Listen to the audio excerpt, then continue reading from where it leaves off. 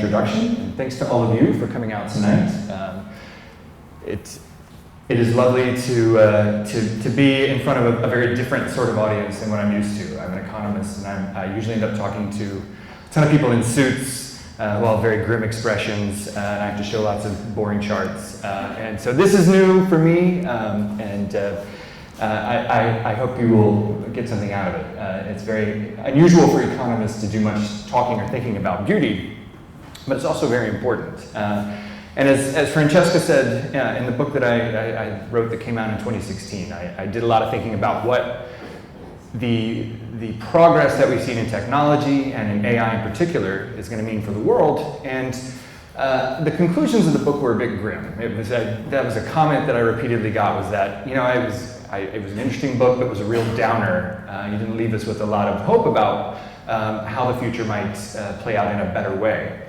So I've been thinking a lot about that, and I was thinking a lot about that in thinking through the theme of the biennial and about this particular topic. And so that's a bit of what I'm going to talk about with you today. And I think that, you know, the place to start for me is, or the place I began in sort of thinking through the theme was in recalling the fantasy novels that I loved to read when I was young, and I imagine maybe a lot of you did as well. The series by people like C.S. Lewis, J.R.R. Tolkien.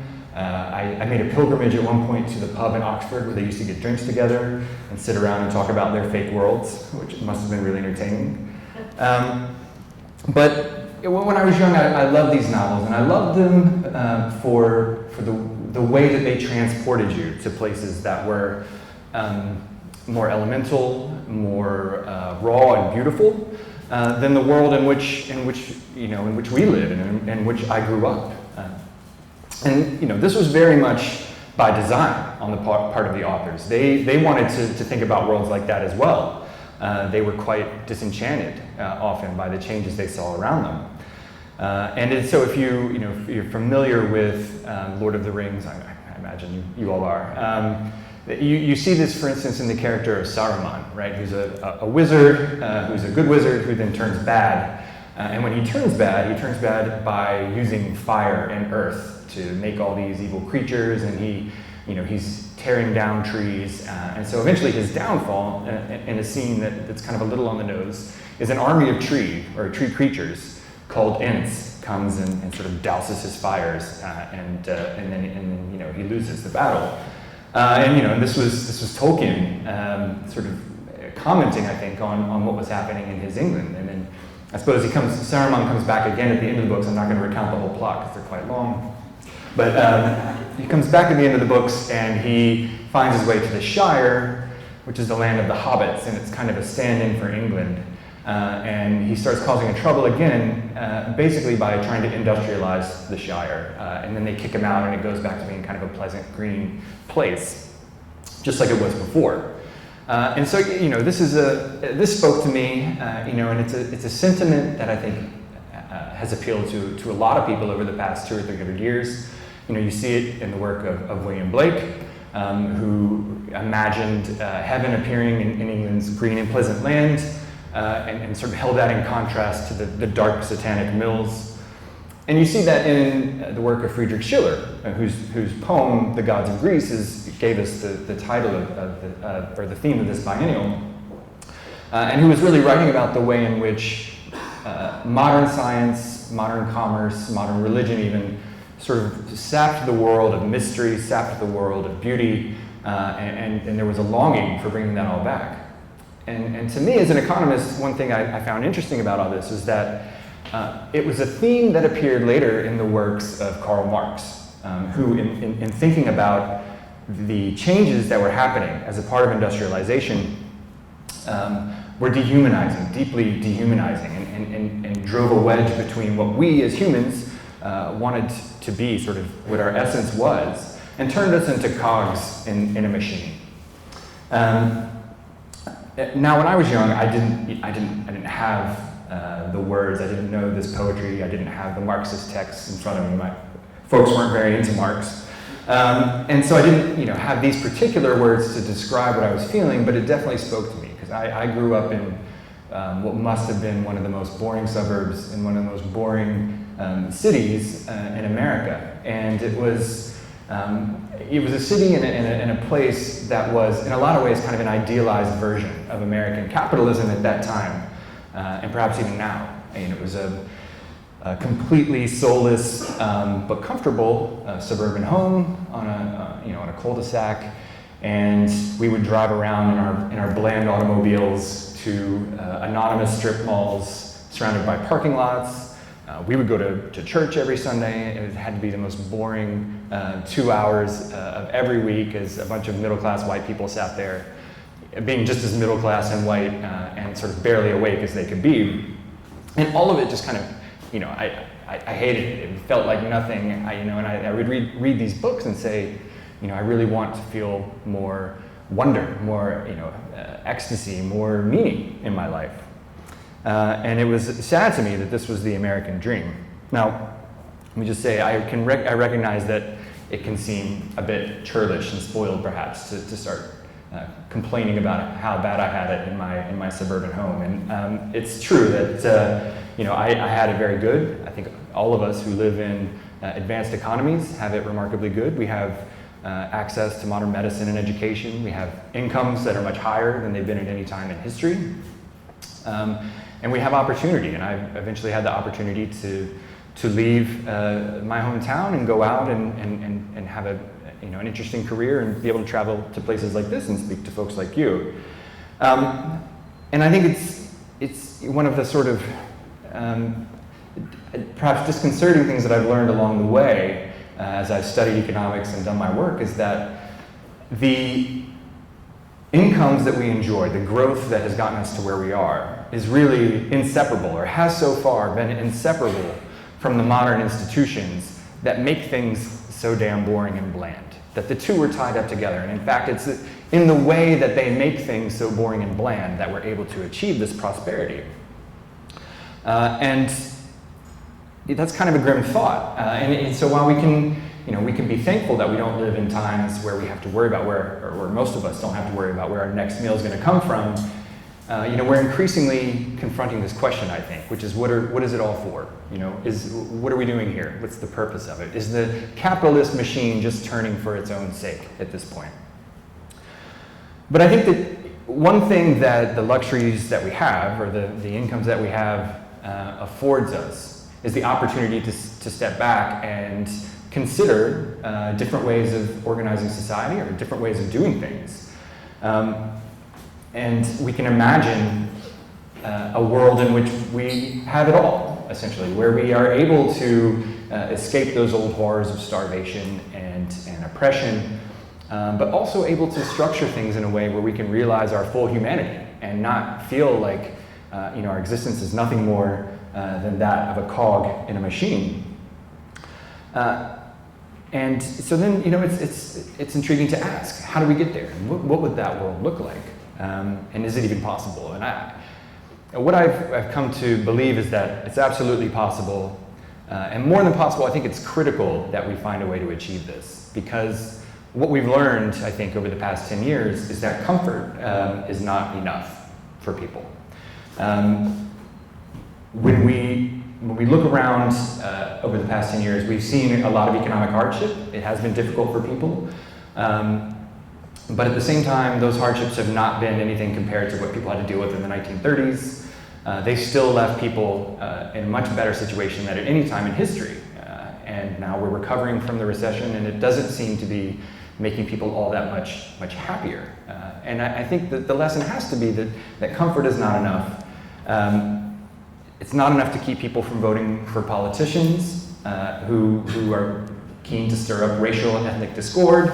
It's not enough to keep people from voting for politicians who want to destroy the world as it is, and in the process destroy a lot of the good things that we've managed to achieve.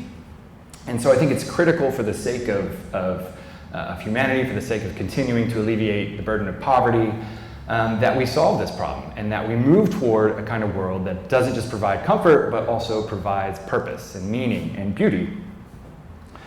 Now, to understand whether that's possible, I think it's probably useful to think through the ways in which the institutions we have work now, and why it is that the prosperity that we enjoy depends on these institutions that turn everything into kind of a bland, soulless mess. And so we're gonna have to do just a little bit of economics here. I hope you'll bear with me. But the kind of the secret to the prosperity that we enjoy really comes down to kind of an insight that Adam Smith included in The Wealth of Nations back in 1776 when he talked about the pin factory. And what he noted about the pin factory, it may have been apocryphal, but it was a useful parable anyways. Essentially that if you take a process like making pins and you split it up into lots of little parts and assign those parts to people who specialize in those tasks, then that team of workers is able to produce many, many, many more pins than people who produce those pins from start to finish, right? The lesson there is that through specialization and trade, we can make more and more and more stuff and get better and better at doing it, and escape the cycle of poverty that we've always kind of suffered throughout most of our existence. And specialization in trade works in a few different ways. And I think an important and underappreciated aspect of it is the way it works through knowledge creation. So as the economy began to kind of become more complex, as technology began to become more complex, the sets of techniques and technologies that were being applied to the economy became way too much for any one person to master. No one person could sort of have a sense of what was going on. So there was specialization in the creation of knowledge. And you had different people learning different sets of skills. It was then important that those people grouped together in big cities and in big factories, in part so that they could share knowledge with each other, in part because the process of sharing knowledge led to innovation, which made people more productive still. And that was a very useful thing, but the upshot of it was that we all became kind of intellectual specialists. We all focused on our tiny little piece of the world rather than being people who really spent a lot of time thinking about what it all meant. But then specialization in trade was also incredibly important in production itself. And so you had the factory managers who would take production processes and break them into lots of little pieces, get assembly lines basically. And this did all sorts of things for them. It made it much easier to replace a worker who wasn't doing his job very well. It's much easier to find somebody just to make one weld over and over and over again than it is to find someone who can build an entire machine from start to finish. And so this is quite useful to the capitalist. It also happened to be the case that people doing things over and over and over again got incredibly good at it.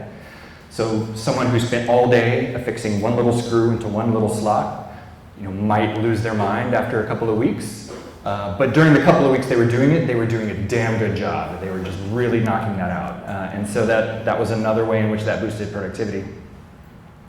And then of course, as firms did more and more of this, they were able to study more what each worker was doing, study the techniques, find ways to optimize those techniques, and then eventually design machines to do those techniques. And so breaking up production into tiny, tiny little pieces was essential in first turning people into kind of machines, and then second in replacing them with machines. And so this process was incredibly productive, and I think it is more or less what's led us to where we are today. It's continued even as automation squeezed workers out of manufacturing. We've all moved into the service sector, and many of these same impersonal forces continue to operate today. And it's less so, I think, for a lot of people who work in office jobs in terms of, they're turning a screw every day. But what it boils down to is we have these complex supply chains, these complex firm bureaucracies where we feel entirely lost and we rarely interact with another person who sort of cares about what we're doing. And it all is incredibly impersonal. I feel like I'm very fortunate to have a job which is probably a lot like a craft job in that I could have an idea and see it realized, and then I have a real thing when I write an article. But even that is all governed by these forces that are completely outside my power at this point, from the algorithms that Facebook uses to all the different forces that affect newspaper ad revenue, which of course there is no more of. So I think in thinking through all this, Marx would look at the way in which we become parts of this machine and say that we've all become alienated, right? And he did in fact say that. And I think it ends up being incredibly perverse, because the aspects of the work that we do, and I have to remind myself that I'm speaking to people who may work in art, and so perhaps it's a bit different for you, but for a lot of people, the aspects of the work that we do that could be considered craft are actually signs of inefficiency. You know, the more art there is to science in the thing that we do, the less able firms are to kind of pick that apart and optimize it and improve upon it. The less replaceable the worker doing that task is, the more art there is to the work that he or she is doing. And so, you know, if you have an employee at a firm who has this unique skill, who really has mastered the art and is a unique asset to the firm, the bosses at that firm will praise him and say, that's great, you know, we couldn't do it without him. But secretly, they're really pissed off about it, because that guy is someone they can't afford to fire, he's someone they can't afford to replace with a machine. And so the incentive in all of these, in all of the sectors of the economy, is to try to minimize this sort of thing. And this is the modern economy in which we live. The more we love a job, the more that it's something that we commit ourselves to out of sheer passion, the less well we fit within the machinery of modern capitalism, which wants us to be cogs. It wants us to be flexible. It wants us to be able to uproot at a moment's notice and go from inserting slot, screw A into slot B, to inserting screw C into slot D. It wants us to feel no compunction about leaving our communities behind and going to some other place where we will be more productive. It wants us to feel no compunction about losing one job that we've done for 20 years. And if the economy wills that job go away, that's for the best, and we should be more than happy to go somewhere else. And this is what the modern economy asks of us. And in fact, it valorizes it, right?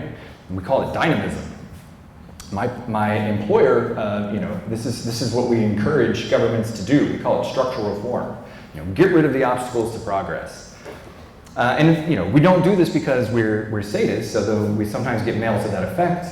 But we do it because this is the way we achieve higher incomes over time, and higher incomes allow us to solve humanity's problems. But what we don't talk about enough at The Economist, what we don't talk enough about in the finance ministries that are concerned about trying to boost growth, is the fact that there is an inescapable human tension here that we all, even if we don't quite describe it in the way I'm describing it, I think a lot of us feel it, which is that we're not meant to do this way. We're not meant as humans to respond cleanly and swiftly in an unsentimental fashion to market forces. We get attached to stuff. We get sad when we're no longer doing what we were doing if it was something that we enjoyed. We enjoy developing our passions. And it's unfortunate that we have this tension, but it's there and it's real, and it's not going to go away without some different sorts of thinking. Now, this all brings us to the question of artificial intelligence and the technological revolution. Now, AI, I'll give you a brief description just so we're all on the same page here. But AI, or at least most forms of it, are based upon computers' algorithms which suck in massive amounts of data and spot patterns in the data and then use those patterns to make predictions. That's all it is. But when you can do this really, really fast and repeatedly, it becomes something more than that. And I think we need to be, as we think about the promise of AI, we need to be clear, and in the book I think I'm very clear that it has the potential in many, many ways to make things much, much worse. And so just to take one example, if you want to think about hospitals, and you have doctors and nurses. And big hospitals are interested in not killing patients, the good ones are anyway. They are interested in cutting costs. And so AI presents an opportunity. If you equip your doctors and nurses with a device that can measure where they're going, who they're talking to, what they're saying, and things of that nature, what their blood pressure is. Conveniently, our phones can do this now, but you could give them something more sophisticated, like Google Glass. But you equip them with this sort of device, and you do the same thing across different hospitals, and suddenly you're generating massive amounts of data. And you can see that, oh, actually, when 3 nurses rather than 2 nurses do this procedure, it leads to a much better outcome. Or actually, when a doctor uses these sets of words, which are more positive, that means the customer is much less, the patient, customer in America, is much less likely to sue. Or it means that if in the limit, if you read these statements in this order and ask this set of questions, you will get the perfect diagnosis and the patient will go away happy and that'll be great. And as this data builds up and builds up, that gives hospital administrators the opportunity to do, in a hospital setting, what factory managers did in factories 150 years ago. They can start to say, this is the one thing you have to do, and we're going to dictate it to you, the way to do it. We're going to track you as you do it to make sure you do it right. And then if we get really, really good at this, we're going to design an AI that can just do it for you.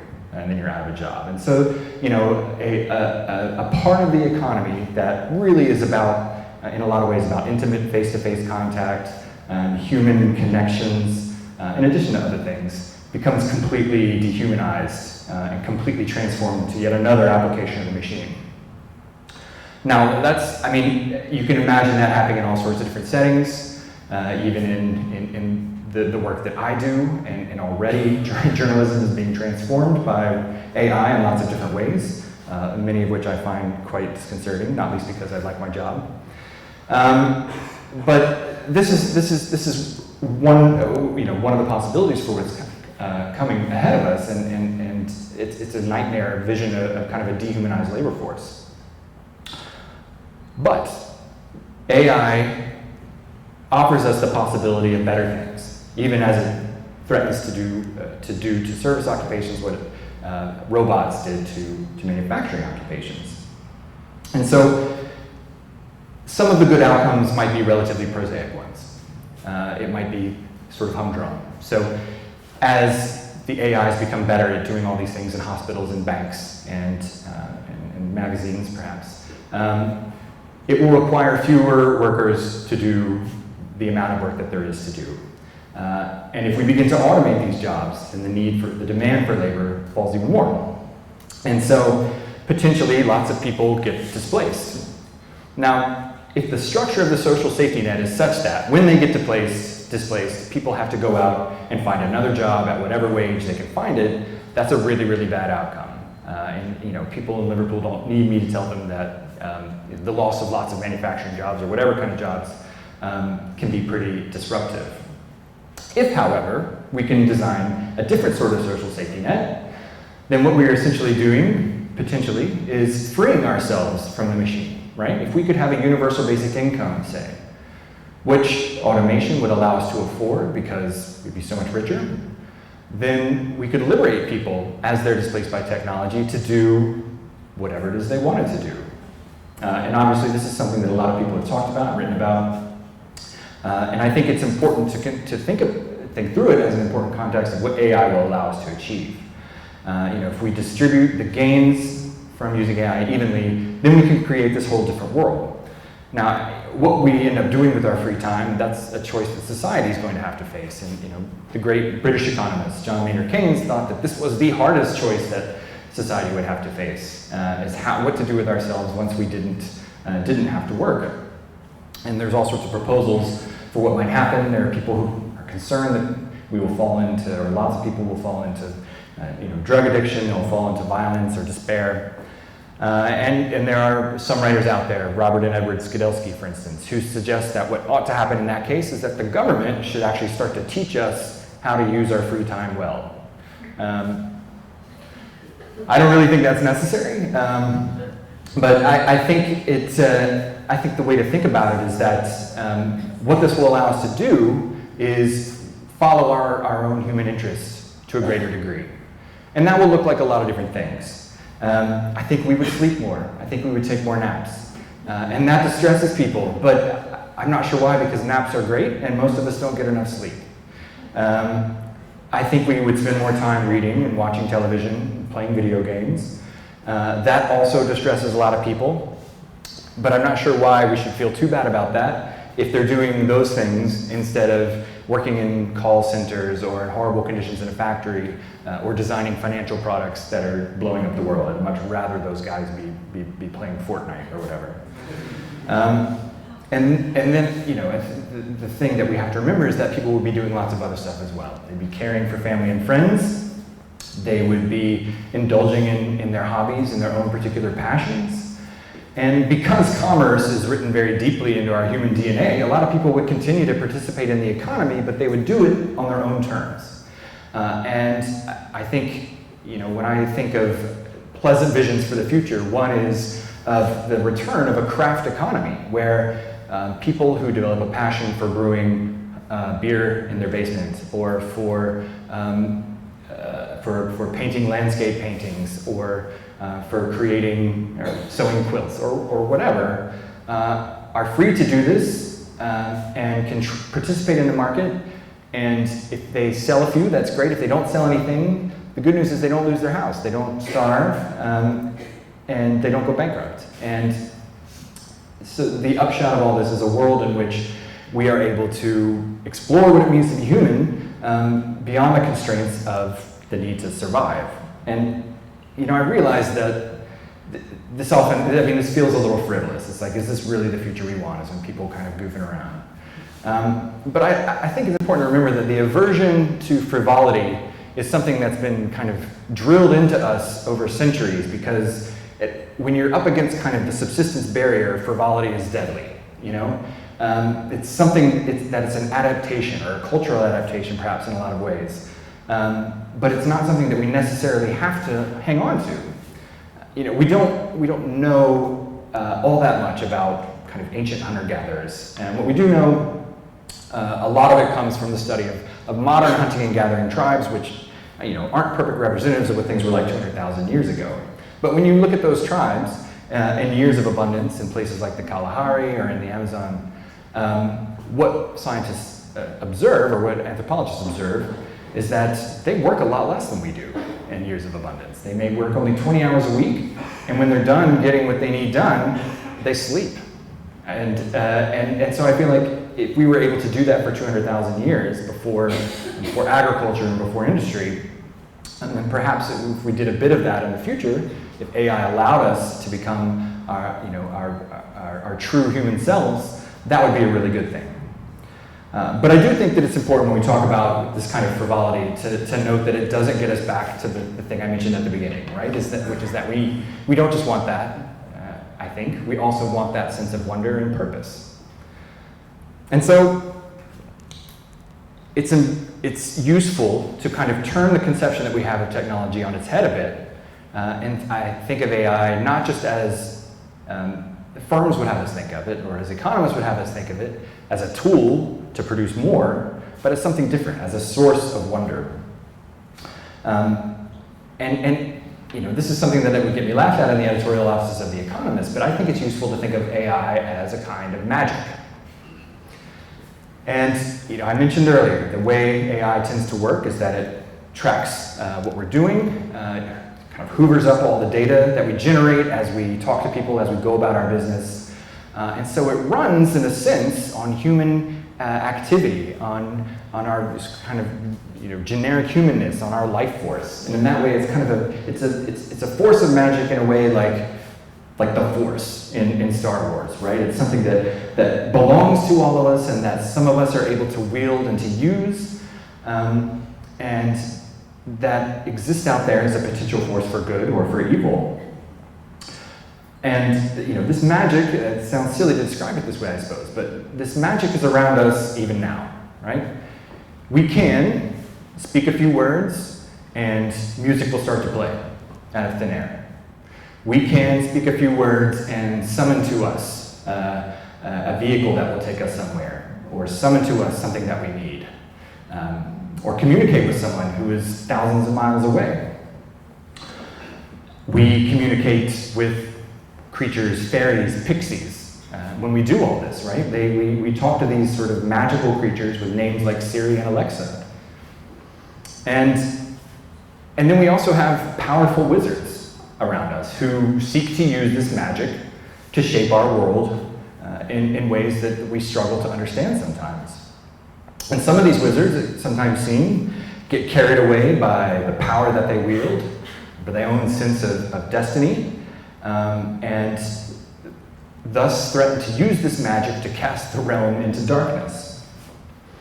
That's not the sort of headline you read about when Elon Musk tweets something, but or Mark Zuckerberg. But that is, I think, a not entirely unreasonable way to think about it. Because AI is going to feel more magical all the time. Its capabilities are going to grow all the time. It's going to seem more entrancing in some cases. It's going to seem more eerie in others. And above all, it's going to become more powerful. And that means it will have the power to do good and the power to do bad, and has the potential to be very dangerous. And that, I think, takes us to the point about purpose. Because new technologies, because of this possibility that they hold, this potential to transform the world and give us superpowers and all sorts of things like that, creates for us the opportunity to participate in kind of a great cosmic quest. It gives us the opportunity to live out the sort of stories that we read about, or that I at least read about in those fantasy novels. Technology, like magic, is wielded by people who they go off and study, and they learn a bunch of stuff that most of us don't understand, and they use words that most of us don't understand. And through those words and those actions that they study, they gain unusual powers that they can use in all sorts of different ways.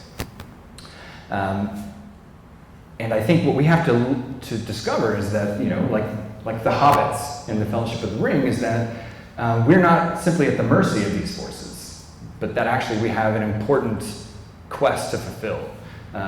And that quest is a powerful responsibility. It's a responsibility to make sure that the realm is kept safe, that good magic triumphs over bad, and that everything works out in the end. And we are the heroes of it, and I think we need to think of ourselves as the hero of this story. Now, what does our quest entail? Well, we've got to go out. First of all, we have to recognize that this is what it is, that we are not beings who are entirely victims of the changes around us, that we're not, it's not necessary for us to simply be held under the spell of the dark magicians, but that we are the authors of our own fate. And then second, we have to follow the script of a lot of these fantasy novels. We have to build alliances with people who want to make the world a better place. People who often will not look very much like us, but we have to work together with them. We have to work together to overcome setbacks.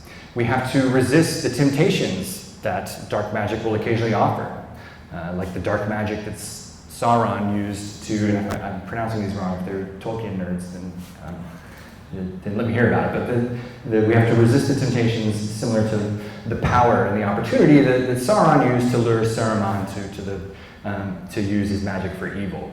Because there are a lot of temptations, from money to power to simple pleasures. And we have to recognize that dark forces are never going to rest for very long, and so it's important to build institutions, sisterhoods, brotherhoods, fellowships, that are capable of counterbalancing these forces and resisting them generation after generation. So, is this all just a bunch of nonsense? Perhaps. But I think to try to make it a little bit less abstract, what I mean is that we have to recognize that as AI arrives and it transforms the world around us, and potentially as it displaces all of us from the work that we do, that's not the end of the story. That's not the point at which we say, well, we have nothing left to do, now we just sit around and enjoy ourselves. That actually is when the true, most difficult human work begins. That actually is when the true purpose of that all of us face starts. And that purpose is to build a society that is fair and robust, and that is not dominated by forces that want to cause harm. And how do we do that? I mean, I think there's really no substitute for working with other people, for building these fellowships, and you can call the fellowships guilds or unions or political parties or movements or whatever you want. But the important thing is that we recognize that there's a need to build them. And it's critical to understand that reclaiming our humanity ultimately is made possible by AI, but only if we are able to fulfill this quest. And I suppose that I haven't actually done much to offer concrete solutions here. But I would say that as we look around now, we sort of see what's going on in the world and we see the way that people are in some cases responding to it, there's grounds to think that this is possible. If you think about Me Too, you have centuries of power, of this particular power structure that have gone on unquestioned. And I think a lot of people assumed that they would never be questioned or overturned. But people courageously banding together, standing up, are able to make a difference. And I think that it's pleasing sometimes or encouraging to think that we're going to come up with a technological solution, a magic solution, that the good magic can be relied upon to beat down the bad magic. But it's not the wizards that end up beating Sauron. It's the humble hobbits who join together and take a step away from their good life to make the world safe for everyone else. And I think that is it's kind of a silly way perhaps to think about it, but also I hope you'll agree an important way to think about it. And if we do it well, perhaps they'll sing songs about us long into the future and toast us and write down our stories. And that would be, to me, the most wonderful realization that we can imagine for a world facing this sort of challenge. I think I'll stop there, and shall we start Q&A? Yeah, I will say something right away. Okay, you gonna tell me to get out? No. Thank you. Oh, I need that. Should I take it back?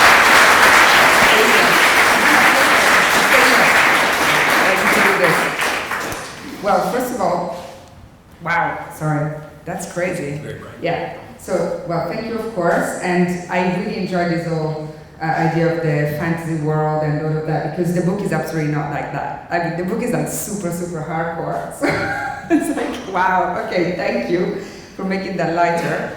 But I guess I have the first question to open up the Q&A moment, which is, great, all that is very convincing. However, who is going to own those technologies and that AI that will make us all wealthy and able not to ever work again and start a new phase of our life on the planet? Because I think that's really the main question. I mean, we can see it right here and now, especially you mentioned Facebook or whatever, like the usuals. It's like, yeah, we use all of that stuff, which is great, and we can use it also against itself, but not really, we still use it, and we don't own it. And to that, I will only add one other thing, which I mentioned to you over lunch, which is that last week I was in London, and there was the first public UK appearance of Chelsea Manning. I'm not sure whether some of you were there as well. It was an event organized by the Institute of Contemporary Arts, and so she gave a talk about, as you can imagine, lots of different things, whistleblowing, blah, blah, blah. And she was talking about, well, she received a question similar to this, and she was talking about blockchain and trust and decentralization as a way to overcome that almost like monolithic, monopolic, how do you say, monopolistic power of technology. So, what do you say to that? So it's a very good question, and we can sort of step back away from the kind of fantasy thoughts for a moment, and I agree that ownership and control over the magic is hugely important. And encouragingly, there's quite a lot of good discussion about how this might work in a practical sense. Some of it involves changes in ownership rights and control rights over the data we generate, the sort of human life force that we contribute to the magic. Some of it has to do with control and ownership of the firms themselves. And you can imagine that as tech companies become more and more like utilities, as they are in many ways, that like utilities in the industrial age, governments take a much more active role in running them and perhaps take them over entirely. There are other proposals for ways to have representation for kind of the broader public or for workforces in the management of the people operating these firms. And so you could have representatives of the public and of workforces on the boards of these companies. You could have governments acting as minority or even majority shareholders in these companies. There's a lot of ways I think to move some control to the public, and also in doing so make it easier to kind of redistribute the gains that these firms generate to the public. I think that, and this will also get more to the point that related to blockchain and things of that nature. I think that it's really important and useful to think about technical solutions to the problems that we're facing with regards to AI and the changes that we see in the economy. My view would be that technical solutions aren't going to save us. And I think the easiest way to sort of see that is that they're not going to be that. Getting these things passed into law or adopted or made a part of the societies that we are is going to take an exercise of power. Facebook's not going to, throw up its hands and say, "Take all our shares." And so what I think I'm getting at in the discussion about banding together and launching ourselves on this quest is that we have to recognize that unless we, the public, organize and exert this sort of power, none of these solutions are going to be achievable. That these companies are only becoming more able to influence the political system, to influence individual voters, and so we have to work very hard to mobilize against those things. And you can imagine lots of different ways in which that might happen. I suspect that in different countries it will work out differently. But that, I would say, is the technical solutions are important. They're being discussed. We should talk about which ones are the right ones. But that's not a substitute for building the civic institutions that are able to get changes made. Yeah, anyone else? I don't know how we're going to do it, but you can shout or something. Oh, yeah. Yeah. I just wanted to go back to the point about the universal basic income, because I'm interested in that concept, but also the 4-day sort of work week. And I'm just wondering if you think those two concepts can either work together or one is better than the other, because sort of in the 4-day work week, I guess we're still working in the same pattern as the universal is quite different. Would you see like a transition where those two sort of come together and eventually universal basic income will be the predominant model?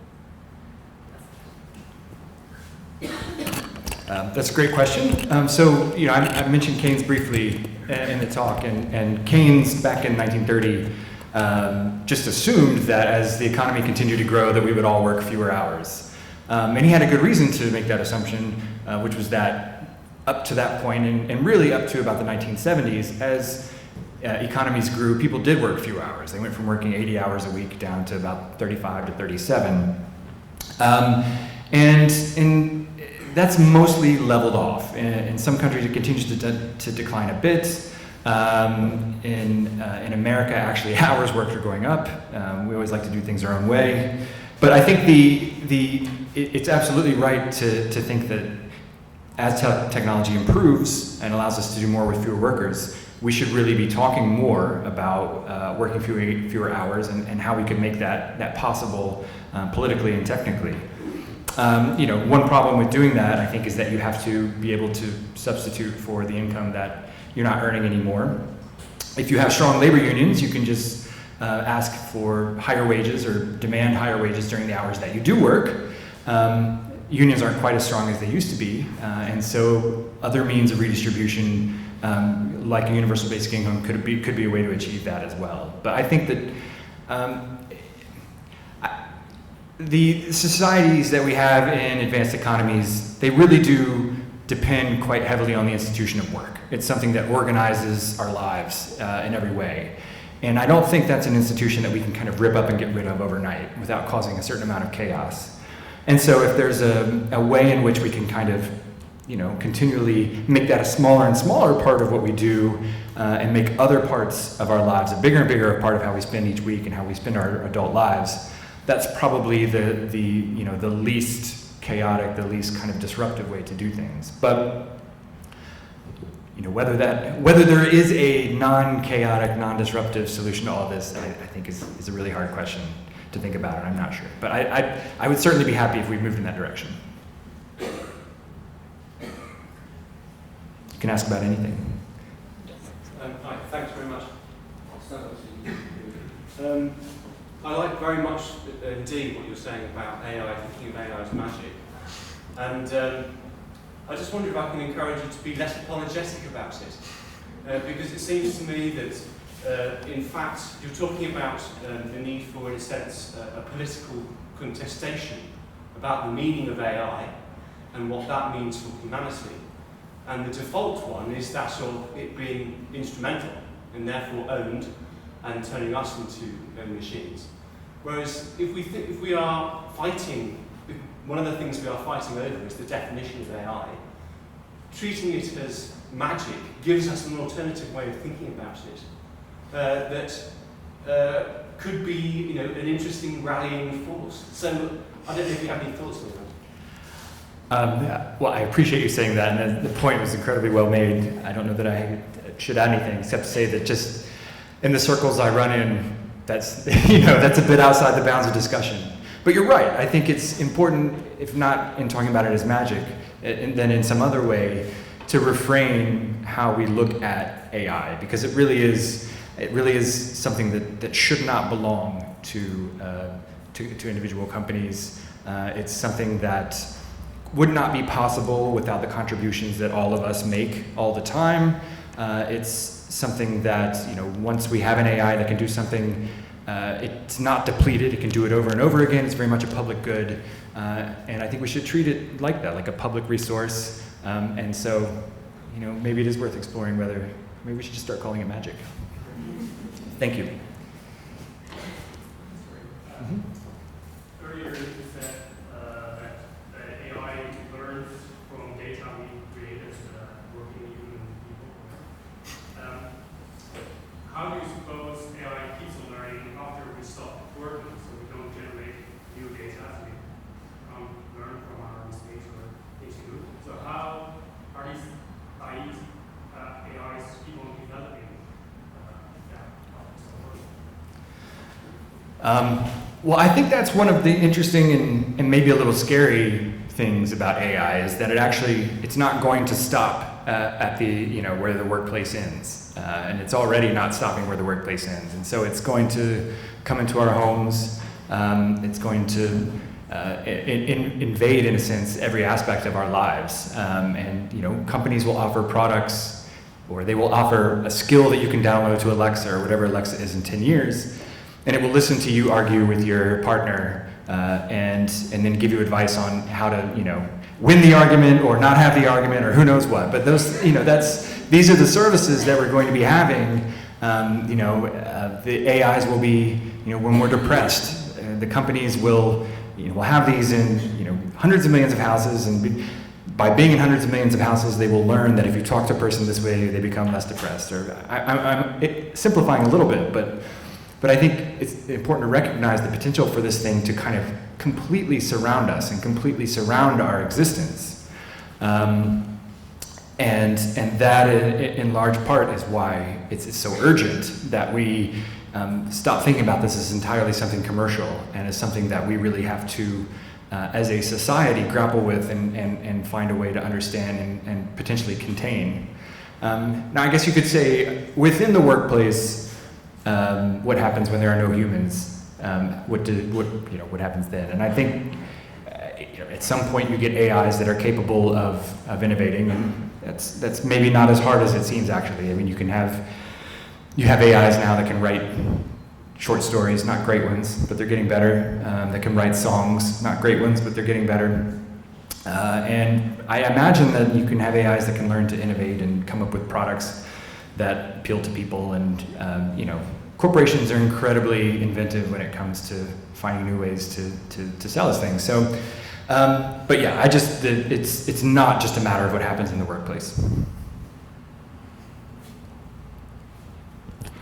Do you think we're moving towards new currency as we're going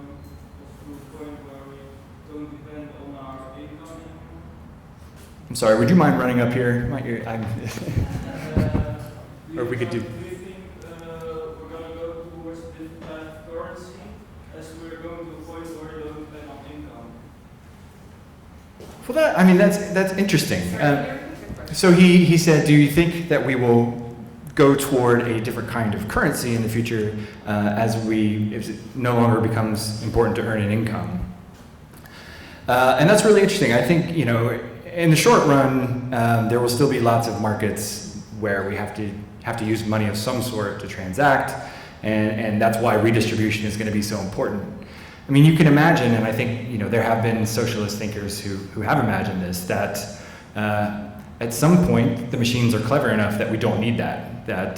And the scarcity that we've dealt with all of our existence as humans no longer binds us, and so it's a bit like Star Trek, where you say, I want tea, Earl Grey hot, and it appears, and no money needs to enter the equation. So it is possible that we move from money to a different kind of currency. And I imagine there are some good science fiction novels that kind of go into those things, but it's also just possible that artificial intelligence just displaces markets. I think it's more likely that artificial intelligence just displaces markets in lots of cases, and we use the algorithms to allocate the things that remain scarce and to just make the stuff that isn't scarce. Do you think, you gave the example of counselling a couple who are arguing. Do you think it will make us more bland?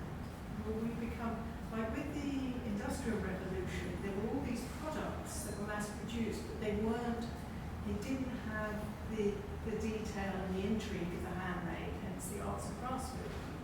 Do you think we will become, in effect, a product, bland and not have the interest that we have now?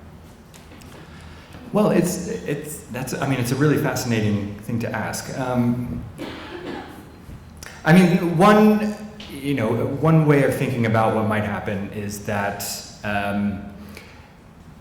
AIs will sort of be broadly trained on society as a whole, but then they'll get in the house and they'll become attuned to our sort of narrow interests and passions and things of that nature.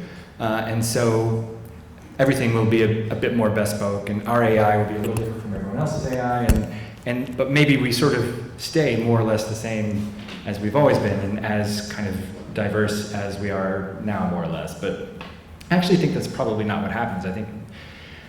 I think we do become sort of, all governed by the same algorithm, all the hard edges rounded off, and kind of utterly predictable. I mean, that's the upshot of it, right? That's what AI does, is predict. And it in one sense, it really could rob all the mystery out of kind of our conceptions of who we are and why we as individuals are interesting. And it's stuff like that that makes me gloomy, but it doesn't have to be that way. And I think it just raises a lot of uncomfortable questions, particularly when you think about the use of AI to shape media, to shape what we see and the decisions that we make. I think we're learning how incredibly easy it is, even with the limited AI we have now, to influence people and to make them behave in ways that they might not otherwise behave. That's very frightening. It's sort of redolent of 1984, and those capacities are going to improve quite a lot. And so it doesn't have to be that way, but the potential is very much there for us all to become sheeple who are governed by AIs and are not distinctive in any individual way, which would be quite sad. Here in a minute. So you first. Yes. Yes. Do you think that AI will have an impact on population growth and environmental change as we sort of become more dependent on it and perhaps feel less the urge to procreate because it's not so necessary for workforce of capitalism, because capital has to keep moving, doesn't it? Well, so that question reminds me of something that I probably should have mentioned during the talk but didn't, which is climate change. And that if you're thinking about quests and the importance of mobilization of civic society, that's another area where that's absolutely critical, so that we don't destroy ourselves. And I guess the upside of that is we wouldn't have to worry about these other problems. I don't know. I think it's kind of hard to know what would happen, because in one sense, children are, or for a lot of people at least, are kind of like a luxury good that people get some enjoyment out of having them, and the more time you have available to raise them, and if you're not kind of pressed running from job to job or thing to thing, the more likely you are to have more of them. And so if we had a world in which we could work much less and still have a good income, particularly if we had sort of AI nannies helping us out and things like that, you can imagine people deciding to have more children, which would be kind of an interesting outcome. But at the same time, you also have a situation where early age fertility in a lot of rich countries is declining, and some people sort of chalk this up to kind of, people are happy to live at home with their parents and play video games and just aren't interested in building a life of that sort. And I think AI is something that could push us more in that direction. But I guess, I'm guessing now, and I guess what I would say is that with a lot of these questions, the temptation, which I fall prey to all the time, but the temptation is to assume that there's something deterministic about AI and about new technological development, that this is going to be the trajectory that technology follows, and therefore this is how society is going to develop as a result, like it or not. And I think the thing that we have to remember is that that's not the case, that it's in our hands, and we can, we may not be sort of all getting together as a society and saying, well, should we have 2.5 children or 3.6 or whatever, but we can be shaping social institutions in a way that the technology plays more or less of a role in the decisions we make. And so the future is kind of ours to determine. It's not going to be entirely set by technology. Yeah, you talked about AI taking over or taking care of our economy and our financial business so that we have the chance to develop ourselves as humans, or to find out what it means to be human. And do you think that AI will then continue to make predictions what it means to be human? So helping us to find out what we become human. Do you think that's like a healthy way to develop as a human species? So it's hard to think about. Will AI help us to understand more what it's like to be human, and is that a healthy way for us to answer those sorts of questions? There is sort of a one storyline that runs through the future is that eventually AI becomes kind of its own thing, right? Its own sort of intelligence, and it goes off and does what it's going to do, and who knows where we fit into that particular picture. But I think that we should, technology already does this, right? It already influences everything about how we see ourselves as individuals, as a species, as it shapes what we think we ought to be doing, what's right, what's wrong, what's cool, what's not cool. And it's inevitable, I think, that technology will continue to play that role, and its ability to play that role is going to just grow and grow. And so I think that your question is not necessarily one I can answer. It's one that we ought to be asking ourselves. Essentially, is what do we want to be? What do we want humanity to represent? And do we just want to use technology to kind of minimize pain and suffering and war and live our lives in that way, like kind of just algae on the rocks or whatever, or something else? And I think that's we will confront it. We'll either do it consciously or unconsciously, but that's kind of the thing that we have to ask ourselves. Do we have, what's the time like? I don't know. Okay. Or any other questions? Any other Oh. questions? AI really depends on who writes the algorithms. I mean, you know the story of the Buddhist monk who went to New York for a meeting. And the businessman said, if we catch this train, we'll get there 10 minutes earlier. When they got there, the monk sat down and said, I'm now going to enjoy the 10 minutes. The algorithm could be written by the businessman or by the Buddhist monk. And the outcomes for AI would be totally different. I think you're making a good point. I probably would put it a little differently and say that, well, for one thing, the data you give the AI matters. And so, we keep seeing these stories about companies that use AI to improve their hiring practices, and they train them on all the data from their past hires, and lo and behold, the AI learns to discriminate against women and people of color. And it's like, where did that come from? And it's like, well, you gave it data showing that for the past 20 years you've discriminated against women and people of color. So the choice of data matters. The questions that you ask also matter. The algorithms are going to optimize something, and it's up to the people, training them what they're going to optimize. And you're right. Like, it could be, there are scenarios out there in which we use AIs in all sorts of public-spirited ways. And I think that probably will happen, and we will learn. We will solve public health problems. We will solve mental health problems in a lot of ways by using AI. But we can also, right now it's kind of a bad thing when we discover that a corporation has been using an AI to do bad stuff.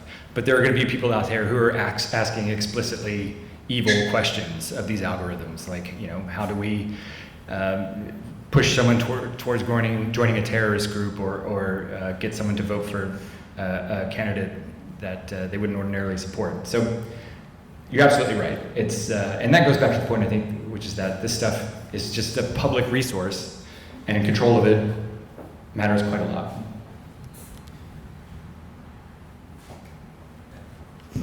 Okay. That's it. Last question. Why do you think that the existing legal institutions we have are not up to the task of containing whatever evil you might think that AI can perpetrate on humanity?